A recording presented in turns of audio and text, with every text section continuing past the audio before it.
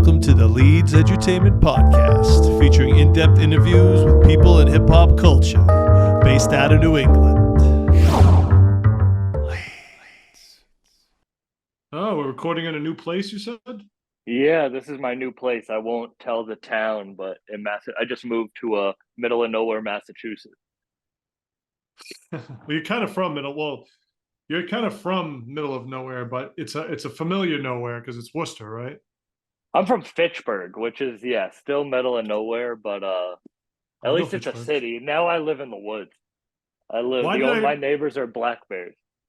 why did I read that you were from Worcester somewhere?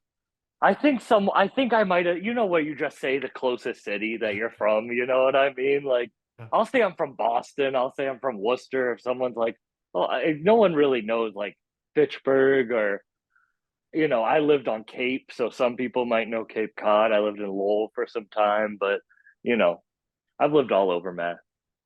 But no one Fitchburg, knows that's the small town.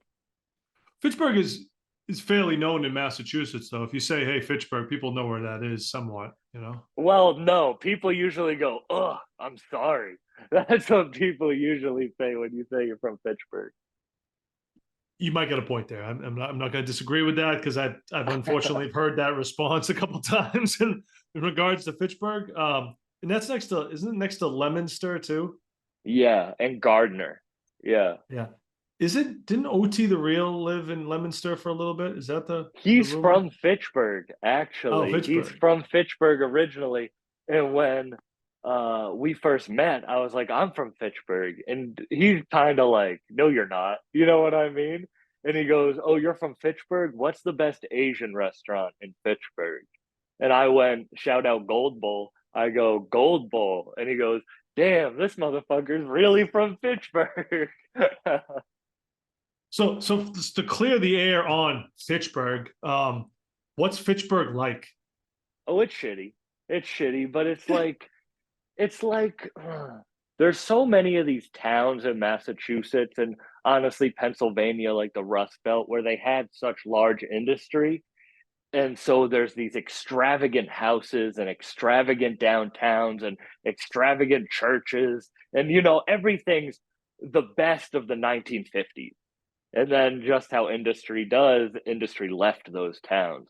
And I think that is what happened to Fitchburg is you have these beautiful, beautiful houses that are ransacked, that are like, you know, and it's just you can tell it's a city with a history, but that history's not didn't grow with it.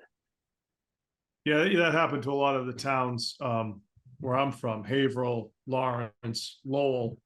They were all the mill cities. They had all the mills on them, and they all went down. And it took a long time to, me growing up, they were still rebuilding those towns, and now they're all doing pretty well, exception of maybe Lawrence. But Well, but Lowell had even the I think artists. yeah, Lowell had artists move in, which was incredible, and that was like, I always say the best murals are in the shittiest cities. You know what I yeah, mean? yeah. So that happened. I saw that same thing happen. It happened to a lot of areas. So you born and raised there? Did So you graduate high school? I was born on Cape Cod, actually, and then I moved to Fitchburg.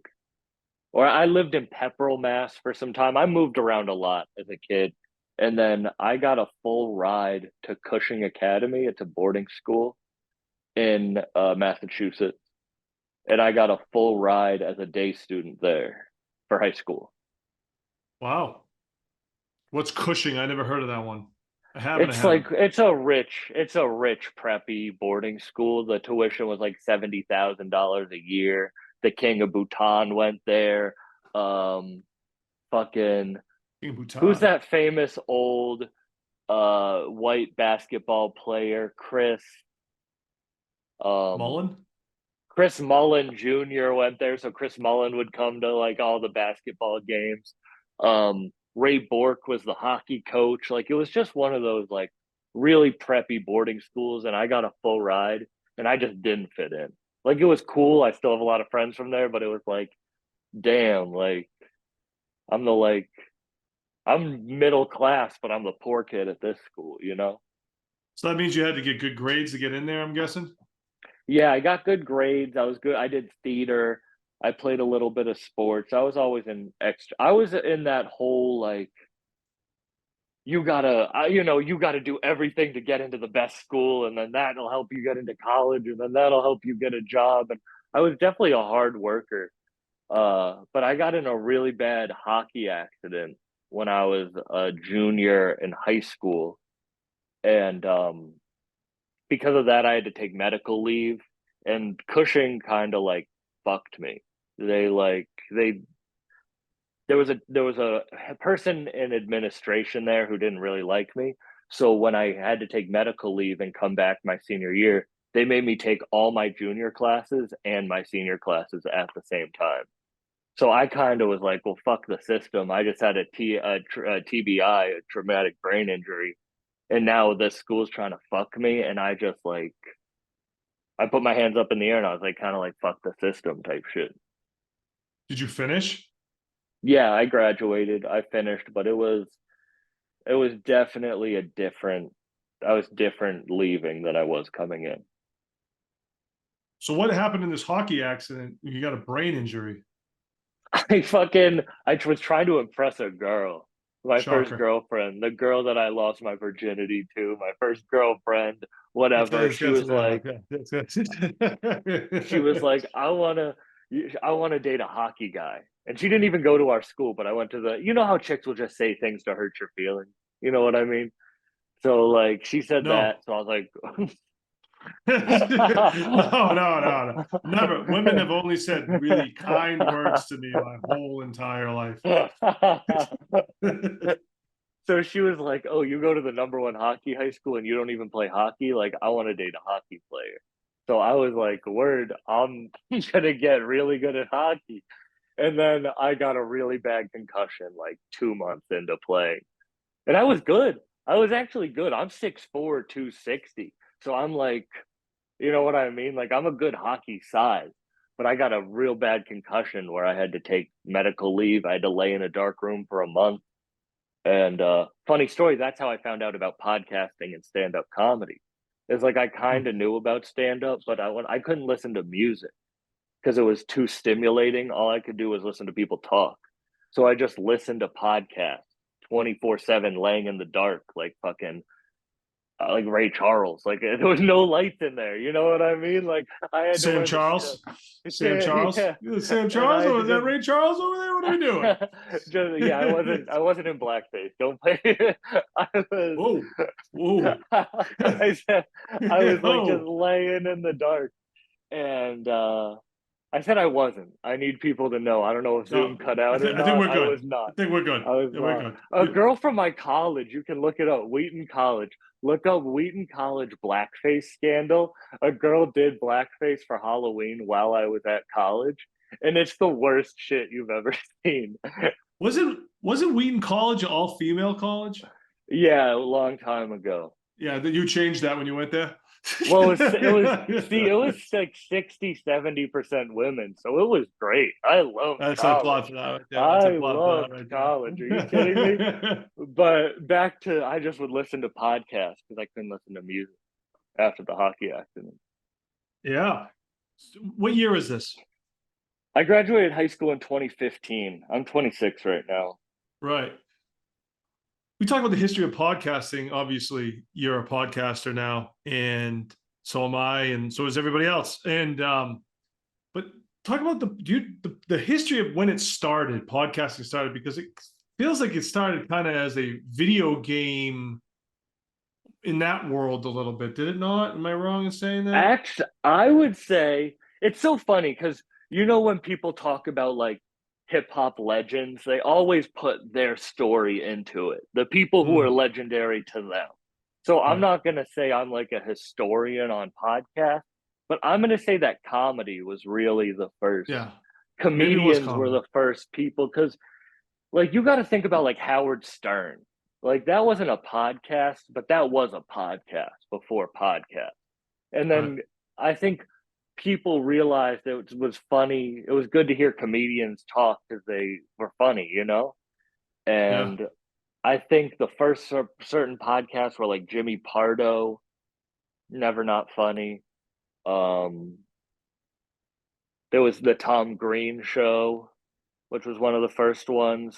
There was Opie and Let me stop you right Anthony. there. Let me stop you on Tom Green. Freddie Got Fingered. One Classic of the or best. terrible? One of the All best. right, then we're talking. One Oh, of the get up, best. clap for Wait, that. I'm taking this with me while I get a seltzer. Yeah. My mouth is dry as Oh, hell. we're getting seltzer time.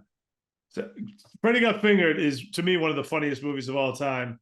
But you either love Incredible. it, you either think it's the funniest, or you think it's the worst thing you've ever seen in your life. There's no in between. Well, it's funny because it's like TikTok before TikTok. If you know, it's like super. Oh, this is so crooked. I apologize to all your viewers for how crooked my phone is. Yeah. Oh, whoever actually wants to listen to me be talked to. I no, but I Same think it here. was like super dumb humor, and that's what's really big now. Is like TikTok humor, like Vine humor before, like Reels. They're all just like, what's the dumbest thing to get a guttural reaction from you? Like, just make you go like, oh, and then you're like, what? That was Freddie Got Fingered, you know? He's like Oh, jerking so off funny. horses and shit. Like, One of the many funny scenes in that movie. well, it's just like, yeah, it's just like, what if we just give in to our human instinct? I think I think we'll be giving it our human instinct and jerk off a horse. You know what I'm saying? But but I think like it was just I think he went out to make the most ridiculous movie of all time, and I think he actually accomplished it in a great way. I totally agree. Tom Green is a huge inspiration Yeah. to me. So back to the podcast. You're saying Tom Green, the early days. Where do we go from here? I would say, yeah, the comedians were kind of starting it, and then it's just like podcasting is just radio. You know what I mean? It's just like Minus the music. radio, but there's music podcasts. To play But it in between. I guess maybe not, but that's like Twitch DJing. Like there's those Twitch DJ streams now, which are kind of, Right. it's like Netflix. Like podcasting is like Netflix, you know? It's like Right. these radio shows are all right here, right now. Right. Well, I think this also podcasting also hurt radio because it removed the personalities from radio, where people would listen to radio stations for the personalities. Instead, they're like, "Oh, I'll just listen to the personality without the radio and just listen to my own music on my own." You know what I mean? I agree, but it's funny. I feel like it's turning around now where people don't want to, there's so much music out. It's like, I don't want to pick my music. I like, that's why playlist, someone described themselves as a, I was like, oh, what type of music do you listen to? And they're like, oh, I listen to playlists. That's like a new type of person where it's like, I don't know who I'm listening to. I just choose a playlist, which is kind of radio. It's kind of like, oh, this person created a playlist. I'm going to listen to it. That's what a radio station was. They created a playlist and they put it on. And it's kind of like everything's going full circle. It's like we pushed Right. the internet too far. So now we're trying to be like, no, no, no. We like a little bit of analog in our life. Right. Feel that. So what came first with you, the comedy or the hip hop? I mean, I was a fan. Ooh, it's so funny actually. My mom and I were driving somewhere. I forget. I was helping her move. And we were just talking about whatever I got going on, and she was like, all I used to play you in the car growing up was like comedy and hip hop. She's like, is this like my fault? Like kind of joking. And I was like, they both were right there. Like I would say hip hop was first. My first memories are listening to hip hop, but it's like those were both my parents loved hip hop and played me rap and played Really? like What were they playing? What were your parents playing you? first song. I remember knowing every word to The Predator by Ice Cube when I was like 3 or 4 years old. Look over my shoulder here. Oh, Oh, there it is. yeah. That Yeah. is that is an original from 1992. Really? Original That's poster. crazy. I got that from Sam Goody, and when the CD was the first CD I ever bought, because I That's had tapes wild. before that. Yeah, and I got it from Sam Goody, and I gave it to my boy Peter Parker. Gave it back, and it's still there. Like Wicked. Wicked was Yeah, probably my favorite song as a kid. that's a great album. Um, I So loved that. your parents were playing Ice Cube the Predator to you as a kid. How old were you? 3, 4 years old. It's And cursing then my all over mom, it. yeah, I mean, I think, how do you think someone like me is created? You know what I mean? Apparently to Predator. Apparently, I'm not mad. like, I'm sort of created from Predator myself as well. We have that in um, common. when I was like 11 or 12, my mom would take me to the Xfinity Center and see like Lil Wayne, T.I. Like, This is I was a little incredible. older, but like, I was still, yeah, my dad, yeah, my parents played me rap. Told my mom was more into the like poppier rap, the Lil Waynes, the T.I.s, the T-Pains, and my dad like My dad took me to see. You know when Wu Tang did the Wilbur? Do you remember that? Oh yeah. Oh I was there as like I was yeah. 11 or 12. I think I was 11 or 12 years old, and my dad brought me to the Wilbur to see the Wu Tang Clan. Like that was Incredible. what he liked. How old is your dad? 54, 6, 56. But he was a death metal drummer, so I also loved Pantera and Killswitch Engage, and like that. I don't really listen to that stuff anymore, but I think I just liked that music that gave you that feeling Yeah. inside of like Shout out to your realness. parents. Shout out to your parents that getting you involved early. We'll see if Yeah, that and paid off. same with, We'll see if that paid off. we'll see. Wait, wait 1 second. I'm gonna find something for you to show you because I just, while I was moving, I just found this. So you asked me about Uh-oh. rap and comedy. This was on my 10th birthday. It says Gaffigan. Gaffigan. It says Sam, my best friend. Happy birthday, Pocket. And so my parents took me to see Jim Gaffigan on my 10th birthday. So it was kind of like rap and comedy were both, they were like fighting, fighting each other. But I'm not a rapper, I'm a comedian. All right. What were the comedians that inspired you? Uh I loved Jim Gaffigan as a kid, Jim Gaffigan, John Panette. Um and then as I was getting older, people like I remember listening to Tom Segura's first album. Like he's so famous now, it's kind of like a rapper. It's like when I found his first album, I was like, "Who is this guy? I need to know more about him." So like him, Todd Glass, um, Daniel Tosh. I loved Aziz Ansari starting out. I love like for older comedians, Dangerfield is one of my favorites. Oh, I think he's one of the funniest. yeah. Chappelle. My dad's favorite movie growing up when I was a kid was Chappelle's Block Party. I think I saw it probably 20 times when I was a kid. Oh, So like that was a big influence on me too. wow. Impressive. That's quite the background. You born into the shit. Yeah, no, it's like I always have kind of like I think people wonder why, you know what I mean, or how. Like there was a rumor in the Boston comedy scene that my dad was a big music exec when I was starting it. And then I was getting all my interviews through him. And I was like, not for nothing. I got us free tickets to Weezer because I knew the opening band, and my dad framed the tickets because he had never gotten free tickets to a show before. Like he never got me. Like he showed me my love for music, but he was never like got me anything. So it's kind of just like, yeah, I was born into it and I loved it. Yeah. So when do you decide I want to be a comedian? I always loved it. When I got in that hockey accident was when I came out of it. I came out of it really fuck the world, fuck the system.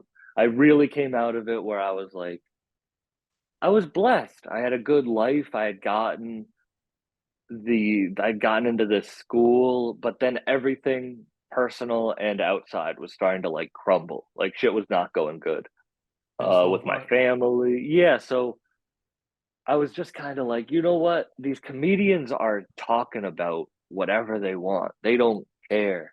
They they're being real. And so I was like, that's how I feel right now. That's how I want to do. And I just kind of like started. Um, First time I did comedy, I was 18. I flew out to the Comedy Store and I used a fake ID to perform on Kill Tony. It was one of the first Kill Tonys. And that was like the first time I performed. And then I just kind of like kept doing it a little bit because I was in college, and Wheaton was a super politically correct college, and this was in Oh the yeah. height. This was in the height of the woke era. I graduated 2019, so this was. I went to college during the Trump years, and it was very PC, very woke. So anything I could say would get me in trouble. So I didn't really do comedy through college for reasons that are probably valid, but I do wish I did it sooner. But when I graduated, that's when I like pedal to the metal, performing every night. Started doing that. They talk about being PC and comedy. Those things kind of big controversy. Those two don't belong together, right? Like comedy should be its own thing. It shouldn't be PC. What's your take on all that? I have a take that I agree, but I don't think you should go out to upset people. I think you can say something that you believe in and people might think is fucked up if you're going to at it from a humorous way, not a hateful way. But as soon as you're like, I'm saying, say you're making a joke about a kid with cancer, and there's a mom right Gee. there who just lost their kid to cancer. This is real shit. This is real shit. You No, would no. be a you I find jokes about kids with cancer hilarious. I'll make jokes about kids with cancer because it's funny.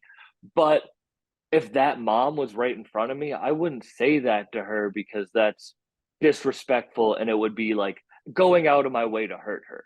So I do believe that you can say whatever, but I don't think if you knew someone was there in front of you, you shouldn't like go out of your way to hurt their feelings because that is just rude.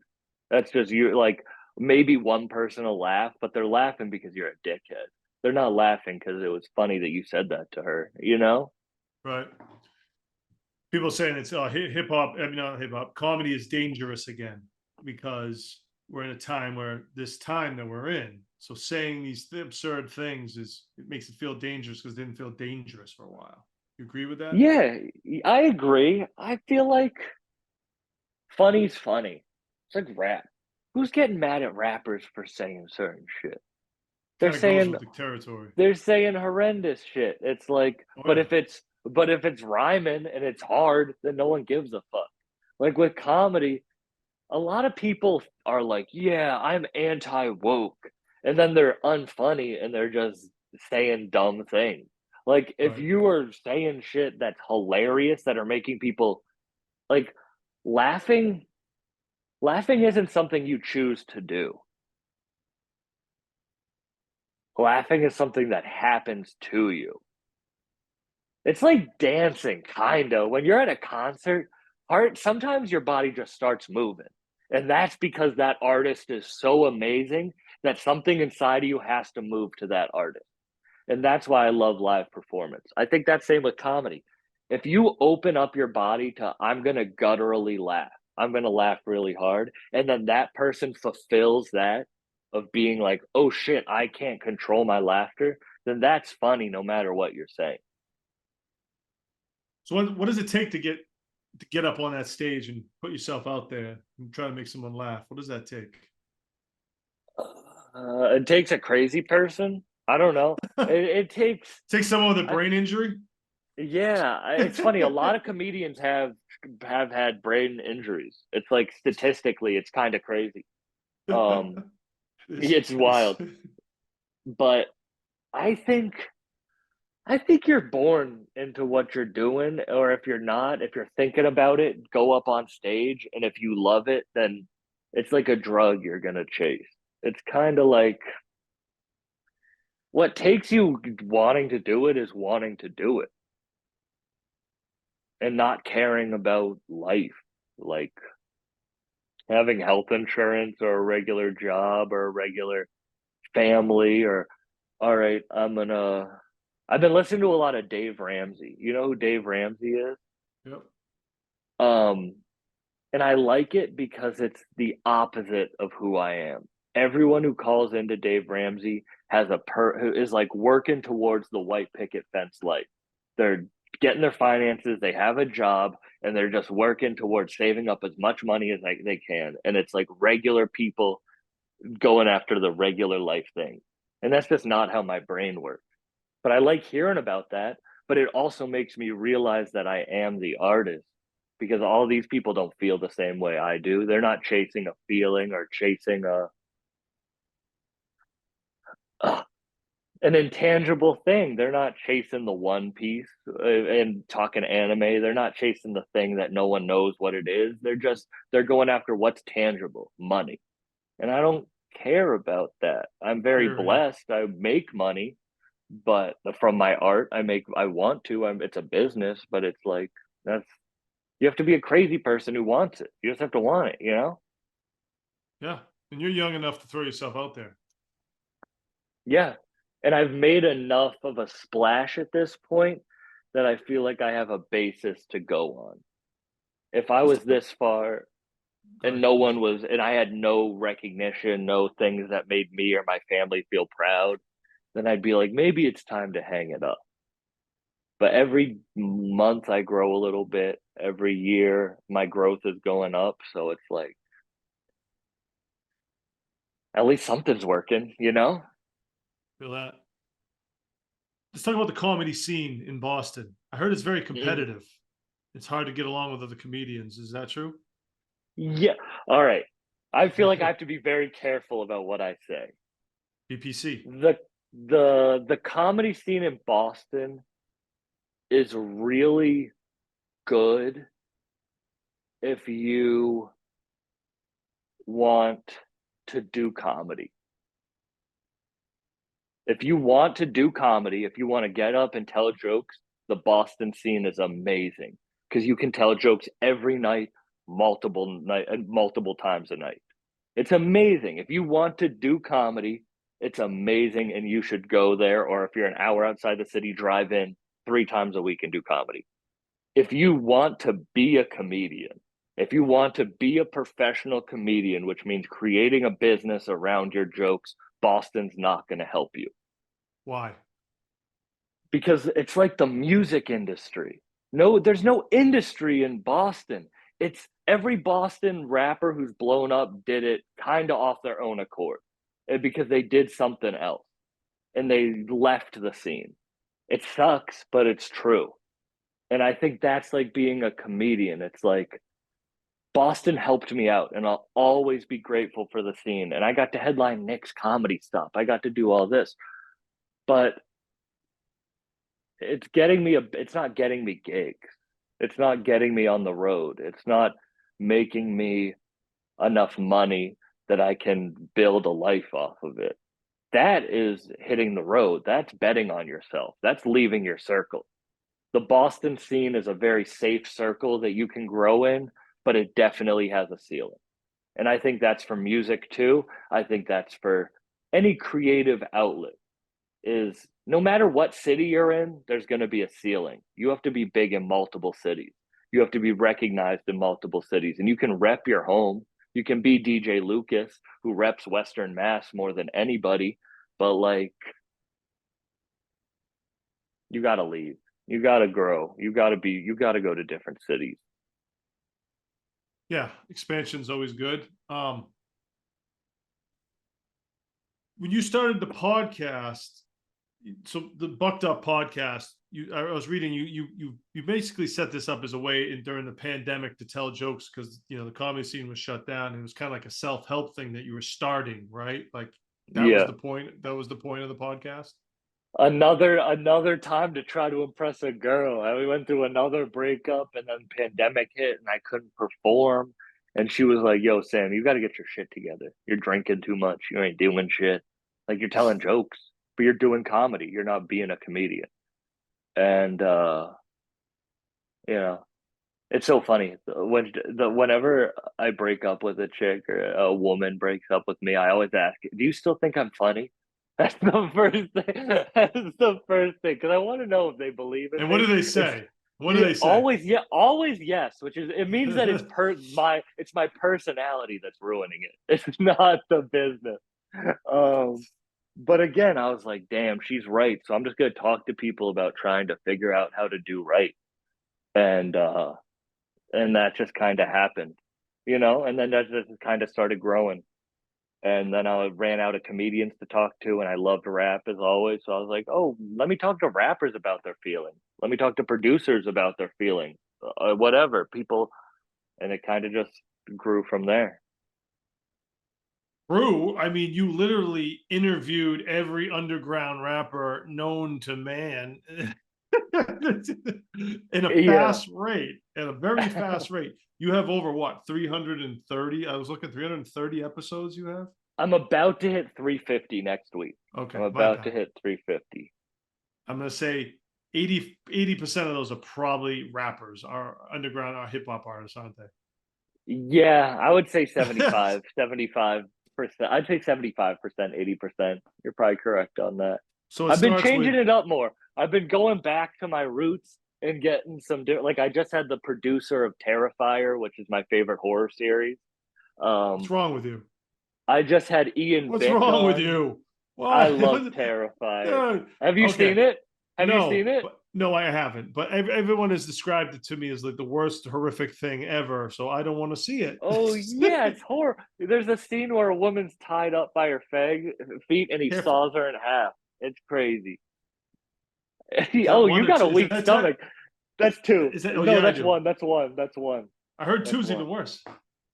Actually, I think one is worse. Two has one scene that's worse, but the overall one's probably worse. I'm glad you got to meet your inspiration on your I had podcast. Ian Bick on. You know Locked In, that guy in Connecticut who interviews people who are in prison. No, no. He goes super viral. It's like top 10 on. So I've been trying to get some other people I find interesting on too. Don't lie. You ran out of rappers. Don't lie. I actually no, it's the thing. All right, I'm not gonna speak about anything. I love rap so much that sometimes I don't want to know about the rappers. Let me just Don't enjoy their lie. music. Don't lie. You met him and you didn't like him. No, I've bro. Every famous rapper I've met, Danny Brown asked me to join his crew. Like I rep Bruiser Brigade. Like that's who I rep. Bruiser Brigade. That's his crew. Like that's who I rep. Chris Webby, one of the nicest people I've ever met in my entire life. Westside Gunn, Benny the Butcher, Conway the Machine have given me the nicest compliments that anyone's ever given me. Like everyone famous I've met, I've All right, that's loved. only five though. You've interviewed about 300. I just hosted for Rome Streets at the Middle East. He's one of my. I went on a double date with him once. I That's love interesting. I'd like to know more about that. Can we talk about more of the double date with Rome Streets? I like to know how that happened. So we got to speak at Harvard for the 50th year of hip hop. We got to do like something for the Harvard Crimson. And I'm probably banned from Harvard, honestly. I bet I'm banned Sounds about right. because we did a podcast afterwards in one of the like most historic rooms in Harvard and we smoked in it. We're smoking on the podcast. If you look up Bucked Up Live at Harvard, you'll see us, me and Thousand Words and some other people smoking in one of the most historic built rooms in Harvard University. You made it more historical this time. Yeah, yeah. I don't think those paintings, the weed smells leaving. But anyway, we spoke there and did this event, and Rome Streets was there. And afterwards, me and my ex and him and his China Street, who is an incredible rapper. Also, she just released a project today with producer 183rd. Actually, we all went out to get food afterwards in Boston, and honestly, yeah, no, rappers are amazing. Rappers are so nice. I've had very few bad interactions. I just had 350 interviews in 3 years. So I kind of want to have some different conversations. I want to Yeah. talk to some different influences. Um, yeah, that's kind of how I feel. Rap is always my, you know, favorite thing, but Right. Let's talk about some of the highlight interviews you've done. Tell me some memorable experiences doing these interviews. shit, I would say the craziest is the Westside Gun one because at the time, I think I'm like his eighth interview he ever did. He's done a lot more now, um, but at that time he wasn't doing any interviews, and I had met him a few times and we had hung out and we always got along. And then one time I asked him, I was like, "Hey, I know you don't do interviews, but it would be an honor to sit down with you one time. We were in Chicago. It was the first date of the tour because I got to tour with Griselda.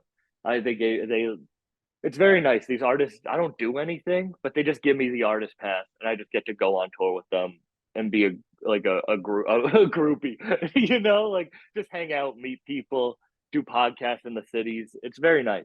So I got to do that with Griselda. First day we were in Chicago, and I asked Wes to do the podcast, and he was like, "You're not ready yet." He goes, "We'll do it when you're ready, but you're not ready yet." And I was like, "Oh shit." Like that's like some video game quest shit, you know what I mean? Like that's some fuel to get going. And Yeah. then Rome Streets was performing in Boston at Brighton Music Hall, and we were all up in the green room smoking. This is 6 months later. 6 months later, we're all smoking up in the green room of Brighton Music Hall. He's on the other side of the room from me. We literally haven't been talking. Like we talked earlier in the night, but he cuts off his conversation, yells across the room, "Hey, Sam, we're doing the podcast right now." And I go, "Can I get my equipment?" And he goes, "Nah, we're doing it right now. Let's see." And so that podcast is shot on my iPhone with no professional audio. And it was a shot in the Brighton Music Hall green room. And that With was him, like with Westside Gunn. And now he knew he wanted to see if I was ready. You know what I mean? And I was. That shit has done very well. is he like lying down when he did the interview? Mm-hmm. With with my boy Kip's painting on his chest, and then Yeah, his chain sitting on top of the painting. yeah. He said the highlight of his career was sleeping with 3 women in the same day. I asked him what the craziest night of Yeah, his life was, and he said 3 women, sleeping with 3 women. And I think what's even funnier is if you listen to that podcast, someone goes, "Damn, really? You only did that one time?" And I want to know who this player was. I still don't know who said it, but I've listened to that clip so many times that I'm like, someone in the room is having a ton of foursome, and I want to know who they are. I want to know who these women are. That's what I want to know. Not for my own, not because I want to date them. I just want to know who they are for these. I want to know who Oh they yeah, are. you want to get them on the We need, podcast. we need to check fact. We need to fact check this. You've also interviewed. You talked about the Conway interview. Talk about that one because I don't think we recorded that one. It wasn't recording at the time. Oh, okay. You made you wait a Conway, while. oh yeah, that was what it was. So Conway, I had met. He was the first person in Griselda I'd ever met. I'd met him like 2017. That's why they fucked with me, is because I was fans of them before they were famous. So it was kind of like, it's not like he was like jumped on the bandwagon when they were blowing up. It's like, no, I was following them when they were really unknown, and they were like, "Who's this nerdy ass comedian?" You know what I mean? Who keeps list going to our shows. So I met Conway, and he doesn't do a lot of interviews, especially my shit's so DIY, so not a professional comedian that it's really, I find it funny when these rappers do it because they come and I'm shooting it on my iPhone and they're Yeah, like, "Wait, what? Like you get how many listens a month or how many views a month?" And I'm like, "I'll show you my numbers, but this is how I do it." Um, so Conway, we had come, me and my boy Jay. This is such like an uninteresting part of the story, but we were doing a show in Chicago, and we had driven back from Chicago, and we were 2 hours past Buffalo when I had gotten a text saying Conway wants to do the interview tomorrow. So we drive 2 hours back to Buffalo, stay the night, and the next day we're going to do it at 1 p.m. So it's 1 p.m. and we don't hear anything. And then it's 3 p.m. and we don't hear anything. And then it's 5 p.m. and I get a call from his manager being like, "Conway's doing a club appearance tonight. Come to the club and we'll do the podcast after." So I'm like, all right. We go to the club, and the first thing Conway says to me is like, "What do you want to talk to me about?" And I was like, "Shit, I don't care. Whatever you want to talk about."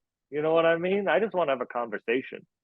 Like, I've been talking way too much this interview. You know what I mean? I just like to have these like conversations. And he was like, "Word." And so we did it at 1 a.m. after the club while we were lit and we were fucked up. And you can tell. And I was supposed to do it at 1 p.m. and it happened at 1 a.m. So it was a 12 hour difference. Now, I don't know if you can see that vinyl right there. Yeah. That's the Conway Greetings Earthlings vinyl that he put out right before his album dropped. And he used part of the podcast as a skit on that album. Nice And work. that was to me, that was like, that's the coolest thing ever. Like, all three of these vinyls I'm on, get parts of the podcast are on. And what are the other And I two? have those Esty and V Yeah. Don. Yeah. And then that one's the drum work, the Conway compilation project. Nice. So it's like, I didn't care about weight. I think that's everything in life is like, you think it's going to go one way, but there's a way that it's actually going to go. And if you get mad at the way it's actually going to go, then you're never going to do shit. You have to do it the way that it's working. You have to do it. So yeah, if I was like, I don't want to wait for the Conway interview, cool. I'd never get the Conway interview. I'd never be on that project. If I got mad at any of it, it's like, who cares? These people have lives. I have lives. I hope people don't get mad at me when I do shit. So I'm not going to get mad. Everyone has their own life and you have to make it work when it works. I was supposed to go on tour this week and I'm having problems with my car. So I have to cancel the tour. If I got all butthurt, it was like, why is this happening to me? Why? I could have had so much cool shit happen. Who cares? I got to get my car fixed and then I can go do it afterwards. It's like, you just gotta, things are always going to happen slower than you want, but because of that, they're always going to happen faster, you know? Story of my life. Especially the last 5 years. Um, Also, another highlight is the Benny the Butcher pillow that was made. Do we have that? And here we go. Come on. Come on. Oh, wait, let's see if I can reach it. Let's go. Come on. Without getting up. There Yeah. it is. The Benny the Butcher the pillow, Benny dude. pillow, Yes. which is the And then funniest fucking. He looks so mad. did you ever get him on the podcast?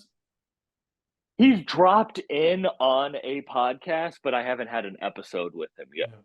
But you have now you have a nice collection of Griselda pillows from what I've seen on your. Yeah, I have 4 right there that my mom made as a joke gift, and then that one Benny You might was be just onto gonna something pay. with that. You might be able to sell those. I feel like you could get good money for those. Yeah. Well, it's funny. That picture went viral on the first pillow because it was like Benny hates his fans, or like what most rap fans look like, and it Yeah. went stupid viral. It was so funny, but it's like he loves it. He got that as a pillow. I gave him one of those pillows. Those are so funny. I love them. I can't believe they went viral. I can't believe something like a joke that my mom did. It's like the shit I've been doing with my grandma. It's like, bro, my family gets more views than me. All I care, like, my Yeah, mom let's gets talk. more. My Yeah, mom goes viral. My grandma goes viral. Like, yeah. what? Well, we're gonna talk about that because, like I said, I saw pictures. I've seen your mom making these pillows. I've seen her at the Danny Brown show, Yeah. smiling. I've seen Nana reciting some Westside Gunn lyrics. I mean, this is turning into a family business. Yeah. I think I was scared to hide that I was close with my family because in rap, it's always you got to be tough. But no, Or everyone your wants a good families. relation. Yeah, but everyone wants a good relationship with their family. Everyone, I think people like it because it's a positive thing. It's like it's not. We see so much negativity online. I think it's a positive thing to have my grandma read these lyrics in a the way that's like serious. It's not making fun of them. When you hear old people read lyrics, a lot of times it's like making fun of the rappers. But it's like, nah, they love it. My grandma loves Conway. My grandma loves like Bruiser Wolf and Danny Brown. Maybe she's not listening to it on their own, but of what they've done for me, she loves them for that. They've been so kind when they didn't need to. They've been my friends, so it's like she just sees them as my friends. You know what I mean? So like she loves doing that and helping out my friends. And and they are my friends. A lot of them, a lot of the people I've interviewed, I've ended up becoming friends with. But yeah, no, she loves it, and it's so cool to see people love it too. Because I think a lot of people wonder where I came from, and it's that.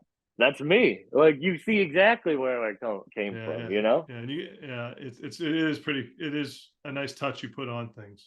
it It's pretty funny. it I is. would be It's funny, but it's not making fun. if I brought my parents to a rap concert, they last about 2 seconds. Oh, I want to put this on the record. I didn't Ooh. invite my mom to the Danny Brown show. My mom asked to go to the Danny Brown show, and I was like, they're gonna be so mad when I asked to put my mom on the VIP list. The And finally, VIP, mom's on VIP at Danny Brown. shout out Skywalker, who's Danny Brown's producer and DJ, who's one of my best friends, and Danny's a really good friend too. I was like, "Would you?" My mom asked to come to this concert. Would you mind? And he's like, "Of course not." And then there was no one in the green room other than them, me, my mom, and we were all watching the Knicks. Like there was six of us in the Paradise Green Room just watching the Knicks together before he went on stage, and she wanted to do it. It wasn't like oh, this is gonna go viral if I bring my mom to Danny Brown. No, she asked to go, you know? Yeah, I've done 2 Danny Brown shows in my time. Where? His first Which venues? Middle East Downstairs, he headlined right when he first came out. It was right around that time. And then Wilbur Theater with Action Bronson. Oh wow. Just like Too High to Die tour or something. It was like something like that. I That's don't a remember legendary exactly. lineup. But yeah, he's changed a lot as an artist. I feel like he's re-imaged himself because when I first met him, he had the missing tooth. His hair was fucking wild. He was just like this wild He's thing. sober now. He's sober now, Oh, that's what and that explains. yeah, That and explains. There I'm it is. very There's my proud of him. answer. Yeah, no, he's sober now. I'm very proud of him. He's put in a ton of work, and he's been able to tour 2 tours, one with JPEG Mafia, and now on his solo tour, and do it sober and be really strict and be really caring and being very thoughtful, and it's really dope to see. I think if anyone is dealing with sobriety or wanting to be sober, look up, I won't say look up my interview with Danny Brown, look up any interview with Danny Brown that he's done in the past year, and watch that, because I think you'll get a lot of insight into someone as crazy as him changing their life, if you know what I mean. That's good, man. Shout out to Danny Brown. Fellow sober person in this industry is great. Oh, are you sober too? For how long? Yeah, I'll have 15 years in April. Congratulations. Thank you. I noticed that you're not sober, and I don't say that in a bad way. Just because the bong was right in front of the camera, you posted a bong rip. Yeah, yeah, you posted you hitting that today, so I'll throw that out there. Yeah. I don't I'm not I would not I've never done coke before. I've never done Molly. I've never done any of that. I love weed. And I like a little bit of psychedelic, but I don't really drink that much anymore. Um I definitely smoke too much weed, but that's my only vice right now.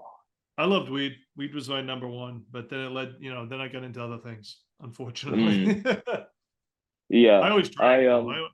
Drinking and smoking was always 2 things I always did. Drinking I used to do, but I don't like how dumb it makes me feel. Like how I literally can't. It just makes me feel really dumb, and I don't like feeling that way. I'm already Fair dumb enough.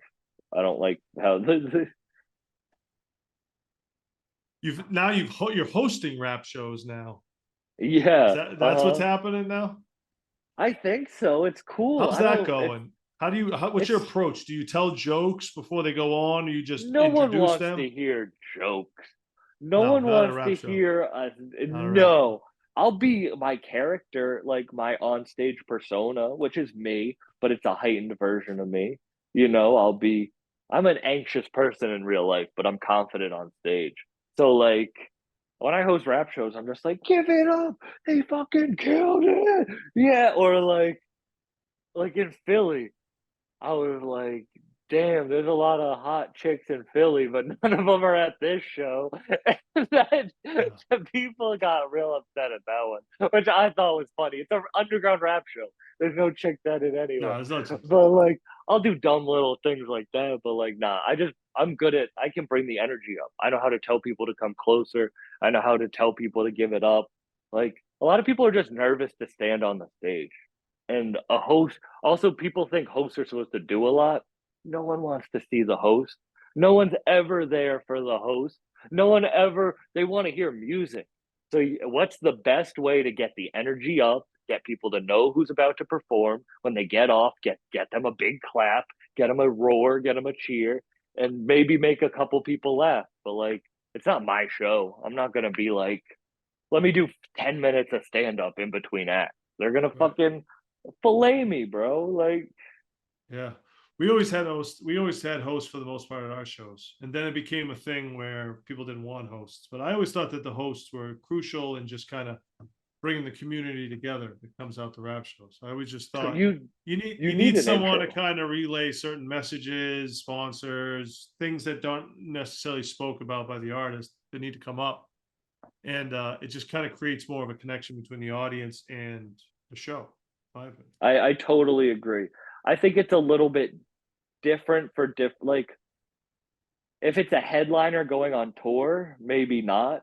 But for Right, one-off shows and stuff like that, where it's maybe a little couple more acts, or maybe right, people don't know some of the acts, you need a host to right. tell who the person is. I remember seeing Sada Baby open up for T Grizzly at House of Blues, and I had no idea who he was. And it took me so long to find out who he was. And I just Right. wished there was someone to be like, this is who that was. Because then I This would is have who that known. was right now. Exactly. That's great. Honestly, yeah, that's what a host is there for, you know?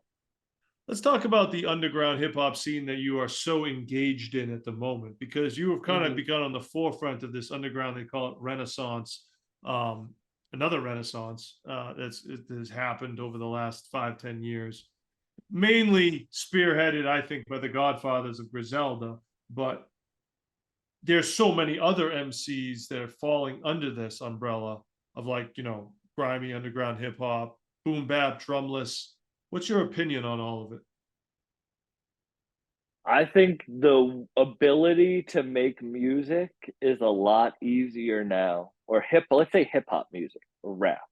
The ability to make rap and hip hop is a lot more easy now. So it's a lot easier for rappers to hone in and craft their skills.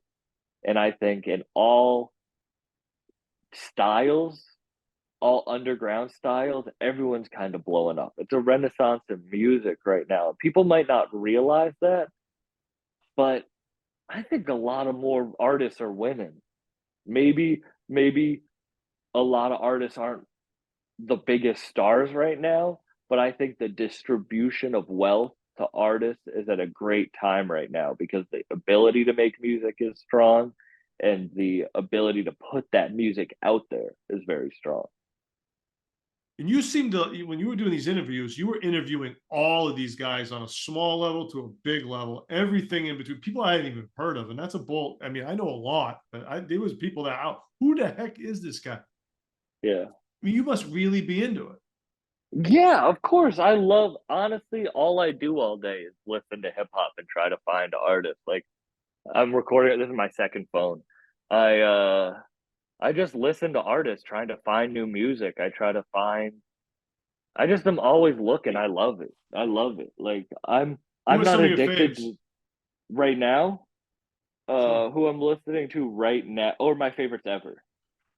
Let's just say in this, in this genre we're talking about, this type of In hip this hop. genre though, I mean, of course Griselda, and it's really funny because they just sign every artist that's really good. Like they got Rome Streets, they got Stove God, they got Jay Worthy and over at the West Coast. They have SD Knack out of Lynn. Like there's so many Armani Caesar.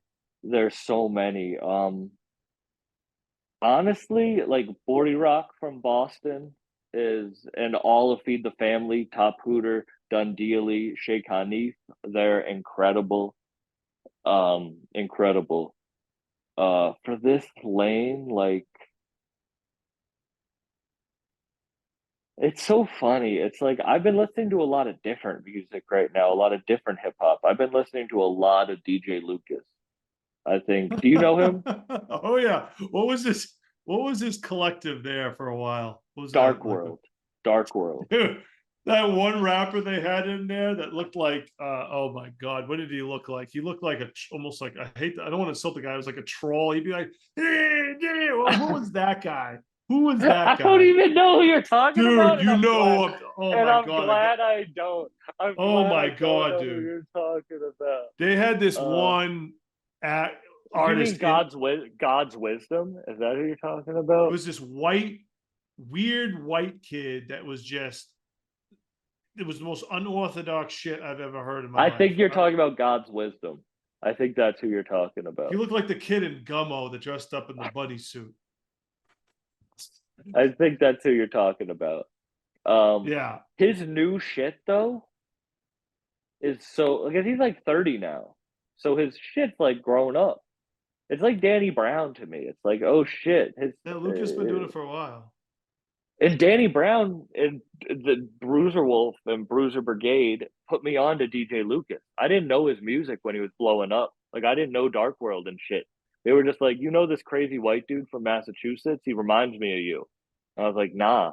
And then I found him like 2 years ago, and we just Yeah. started hanging out. And like Yeah. a lot of his new shit is incredible, and he's putting on a lot of people from Mass who are incredible. Finesse Frescoes, um, out of Western Mass. That's really dope. Man, there's so much good music. That's what I mean. It's really tough. Like Fuego Bass out of Hartford is one of the best in the like Griselda affiliated renaissances. It's like there's too much music to name. Yeah, That's there why I is. had to talk to all these people. Is bro, there's so many talented people. Like there's so if I interviewed everyone I listened to, I would, bro. I'd kill myself. Like I listen to so many different genres, so many different subgenres, so many different like artists, and it's like at first I was so excited. I'm still excited, but now I'm a little bit pickier about who I talk to. They're people who I really want to have a conversation with. Because before I'd just be like, I like one of your songs. I need to talk to you right now. Well, thank you for having me on your podcast. I You're appreciate a that. legend in you're a legend, but you're a legend in Mass too. I'm happy that I don't even know what episode you were on, but I feel like I was like in the middle or the earlier days. I don't know. you were super. Yeah, you were super early. It's because funny. I hadn't heard of you yet. And then who was it? Who was it? Was it Short Fuse that told me about you? I think it was It Short must have. Fuse. Yeah, I think it was short fuse. Yeah, Short Fuse was like, oh, you gotta check this guy out. And then I checked you out, and you already had like hundreds of. I think you had over 100 at that point. Yeah, I'm so in my own world. Things are so big to me, and then no one knows about them. But to me, they're huge. Like I'm just so. I've always just kind of. I don't know. Things are. It's just funny. I, people are so obsessed about getting big, but it's like if there's so many people just like you that if you just focus on what's big to you, then you're gonna, like who gives a fuck about the most famous popular shit? Right. How many streams and downloads of episodes do you have now? It's so funny. So I'll just be straight up. I look at podcasts as albums, and I look at the clips as singles. So I don't really care how my albums sell if I have singles that go crazy.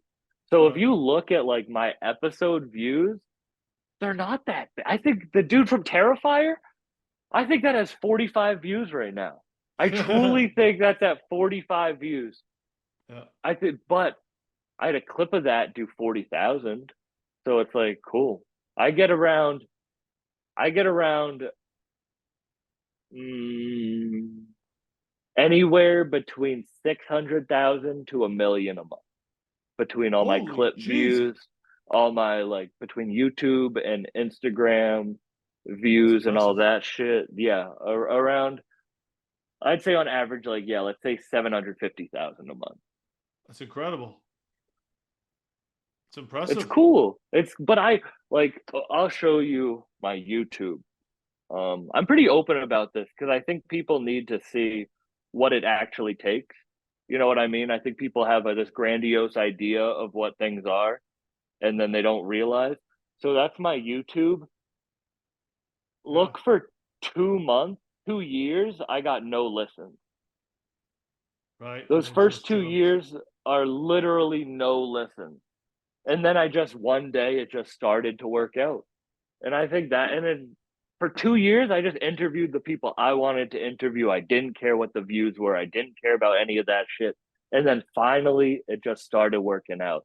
And then I did a year of that with doing it for no money. And now finally 3 years in, I finally have become a business that I can make a little revenue.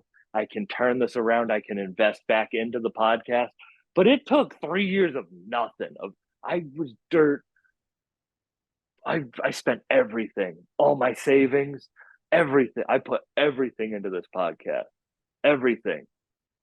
To days where there was days where I had $7 in my account and I was on tour with your favorite artist. Like, but it started to work out, and I just had to, that's kind of how it worked. Boy, salute that right there. That's it right there. That's what it takes. You mentioned a funny And don't story. and don't have kids. Pull out. That's my number one advice. Pull out, because if you have a kid, you're not going to be able to follow your dreams. The dream crusher right there. There's why he's really successful. He pulls out. Yeah, I'm 26. I can have kids in my mid 30s. I think a lot of people have kids in their 20s and then they can't fully invest in their art because they can't leave their home. You know what I mean? Yeah. You mentioned you talked about going to the cannabis festival that we booked, and you got dosed at the Boston Cannabis Festival. Yeah, that was at the So common. The Boston Cannabis, Common. give a quick background. It was the Boston Cannabis Festival. I Wait, think it I was want like to say it has nothing to do with Boston cannabis. This was old, and I won't even give the person's name. I'll just say it was a friend who said, "Do you want an edible?" And I was like, "Yeah, I want an edible." And I ate it, and I was like, "How many milligrams is that?" And they were like, "Milligrams? That was a mushroom edible." And I had no idea that it was mushrooms. So then I was just tripping watching Common, which Common is a great rapper, but not a great rapper to watch while you're tripping. and you also mentioned how he brought the woman up on he stage and brought the, freestyle to her. He brought the older woman up on stage. He he's rapped to giving her, a and you're lap fucking dance tripping to out. Yeah, this chick, and I'm trying because she's loving it, and I'm just trying not to laugh. Yeah, that was there's certain times where I've definitely taken, and that was I didn't choose to take mushrooms that day, but I've taken mushrooms in situations where I've regretted it. that was one of them. That was well, I didn't choose that one. I would say my biggest regret is when I went to go see Little Shop of Horrors in a black box theater, like a tiny black box theater, and I took mushrooms with a female that I was dating, and they kicked in, and so we're sitting next to the director in this tiny black box theater, tripping our balls off to fucking a town musical, a local musical, and that was maybe the worst experience of my life. Yeah, that sounds crazy with like the crazy fucking plant that's gonna eat you and Yeah, shit. and it wasn't good, like because it was like local, and the director's right there, so we can't talk about it. Like we can't talk shit, which would make it just felt like you were a kid in school in trouble because you're like, I just have to sit here and be quiet and not freak out Tripping and tripping. and tripping. Yeah, don't do drugs, kids. Wow. Well, on that note, we're about to wrap up here. Anything else you want to plug? Anything else you want to talk about? No, I mean if you're listening to this podcast, I won't tell you to go listen to mine. You already have your interviewer of choice. So follow me on Instagram at Sam Bucked Up if you like dumb sketches about usually underground hip hop and weed. Yeah, you did a And great job, man. come see me do comedy. I'm sambuckcomedy.com. Come see me do comedy sometime. Well, you've done a great job, and you've opened up a lane for a lot of artists through your podcast, and you've become an avenue and a way for people to get out there more. in a scene that needs help. So, salute to you on that, man. It's Thank not you. it's That means a lot. And it means a lot that you wanted to have me on this podcast because you've had a lot of legends on this podcast. You yeah, and you've done a lot of legendary things, so it's an honor. yeah, man. And you're What's carrying your the biggest torch. interview? What's your biggest interview? What's the one that you're most happy about that you got? I think my most successful one is with Ill Bill. I think that's the one that's done the best. I don't know if that's the biggest, but it's hard to say. Yeah, I don't have the greatest memory. I have to look at everything. But I did Chris Webby, Snack the Ripper, Lord Finesse. I've done some big ones. Yeah, you've done some big ones. But underground as well. We're both underground guys. We're just different eras of underground. You know what I mean? Exactly, yeah. You're really with the current underground right now. I'm more with the older underground. That's cool. That's dope because I don't know half the people you're interviewing.